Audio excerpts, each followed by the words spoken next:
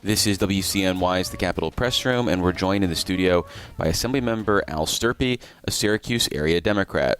You chair in the Assembly what your former colleague Robin Schimminger called the Alcohol Development Committee, somewhat jokingly, but you do get to look at a lot of alcohol-related bills, and New York's blue laws are notoriously outdated, although in recent years there have been some notable updates, like allowing restaurants and bars to go to the nearest liquor store if they run out of something rather than waiting for the next wholesale delivery. And the governor has proposed some modernization efforts in this budget proposal, and the acting state liquor authority chair, I should say the state liquor authority chair, Lily Fan, is definitely interested in revamping the laws. What are you looking to do in this space, if anything, in 2026?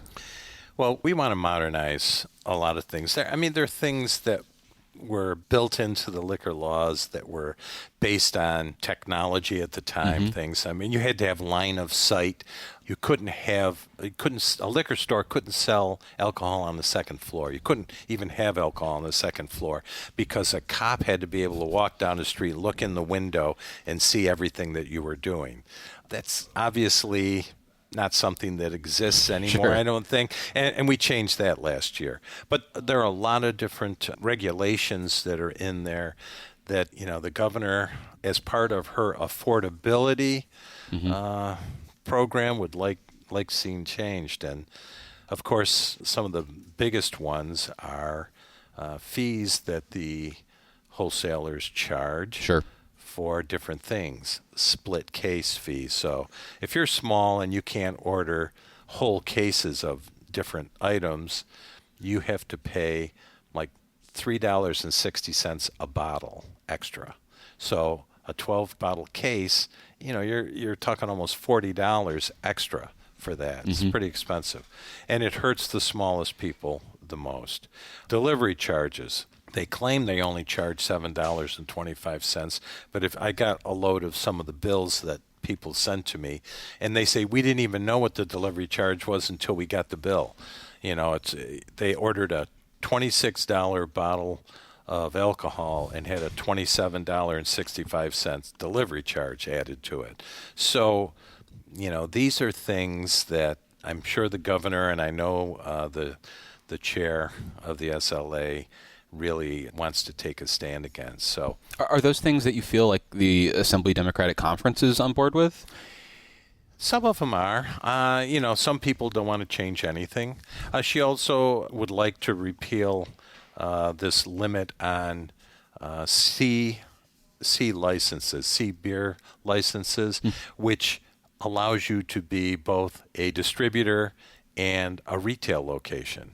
So there are only 325 of them in the state, and we basically froze the number of C licenses that could be given out. I don't know when that happened, in the 80s or something. So these people are so different than everybody else, but they are all family, for the most part, family-owned businesses. Right. So, you've got to protect those small businesses, just like you got to protect liquor stores. People would love to have wine in grocery stores, but 60% of the sales in liquor stores are wine. If all of a sudden Wegmans and Tops and Price Chopper were selling wine, they could buy them in bigger quantities and sell them cheaper than all the existing liquor stores for the most part. So you'd see a lot of those mom and pop stores go out of business. But how far should a protection like that go? Because I think of something like the newspaper industry, and if you said, sorry, internet, you can't post these stories, or you can't have this stuff on the internet, you're going to have to continue to get the newspaper delivered to you, or some other example of this type of protectionism. I mean, is there something special about liquor stores? Are they just sponsoring so many Little League teams that we need to keep them in business this way? Well, their motto is the last small business on Main Street. Sure. So, they've operated within a system, the way it was set up. They've invested all their money in the system, and now you're saying, we're going to take this all away. They tried to do wigs back in 2009, I believe. That's wine and grocery stores? Yes. Okay. Sorry. And at that time, the bill said that all the liquor licenses would be like medallions. And if somebody else wanted to come in and open a liquor store, they had to buy a medallion from somebody. So in that situation, a family-owned liquor store, the license might be worth $2 or $3 million to somebody. That's kind of a good retirement. You could sell it. Here, the way this is written, the grocery stores have blocked all the big box stores like Walmart and Target and stuff because they say 65% of the sales in the store has to be groceries. And they also have a certain square footage that the store has. So they've cut out all the competition. And if they were to get a license now, you'd have these behemoths competing against small mom and pop shops. And I don't think that's fair. I would had more faith in the previous bill that they tried to get through in 2009. But, the governor hasn't put wine and grocery stores in her 20 items that she wants. So we're not dealing with that this year. And the other thing is we're not dealing with this in the budget.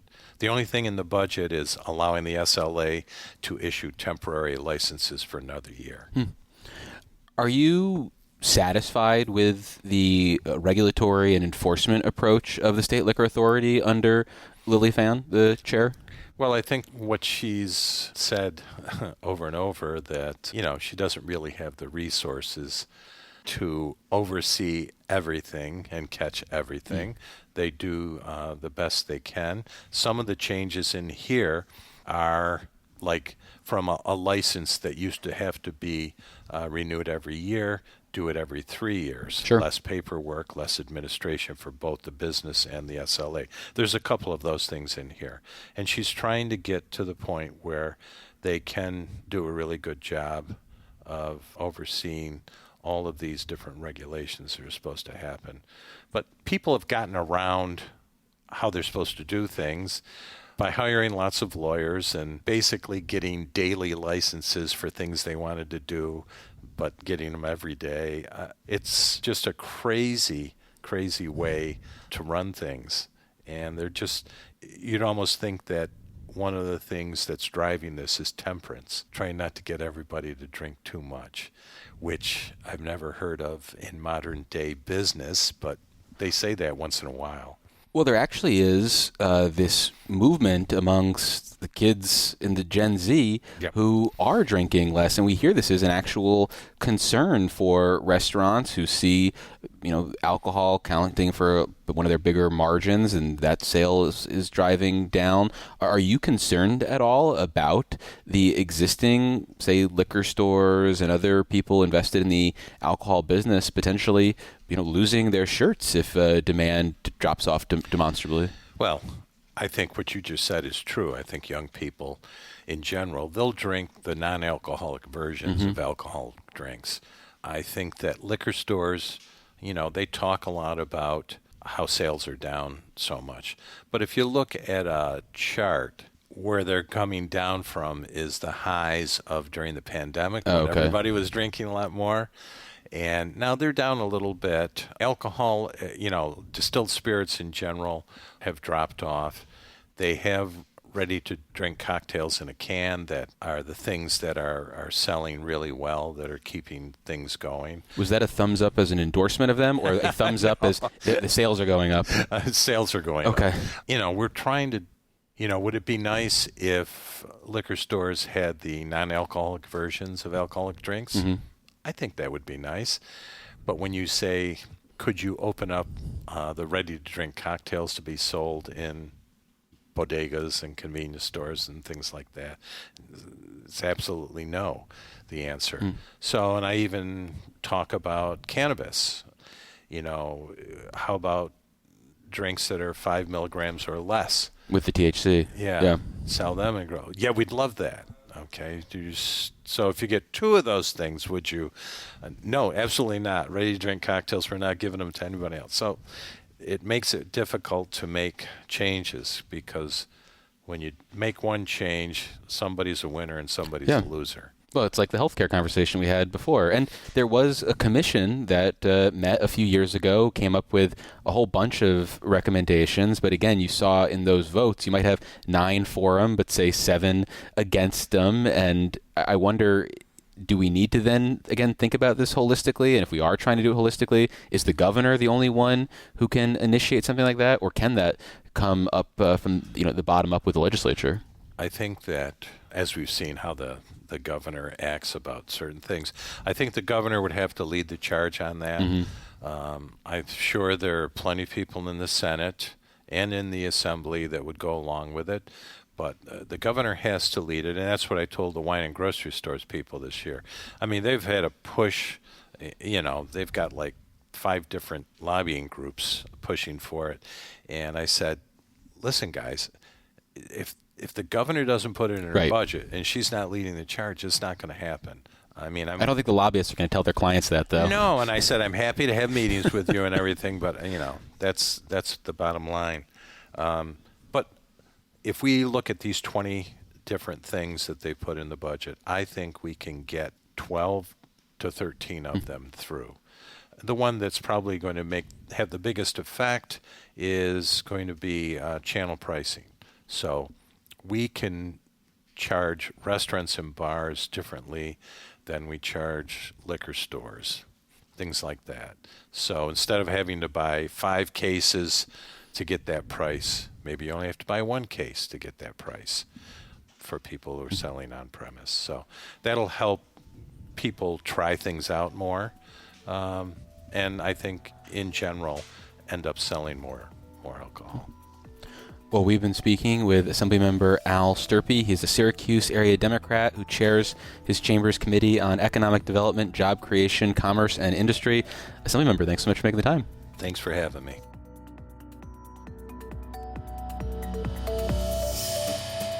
Support for the Capitol Press Room is provided in part by the Lawsuit Reform Alliance of New York. Fraud and lawsuit abuse impact car insurance costs for New Yorkers. Reforms are being proposed to mitigate their impact. Information on these reforms is available at keepnewyorkaffordable.org. Support for the Capitol Press Room comes from O'Donnell & Associates, a public affairs firm providing strategic guidance to businesses and nonprofits on navigating policy and regulatory issues. More information is available at o'donnellsolutions.com.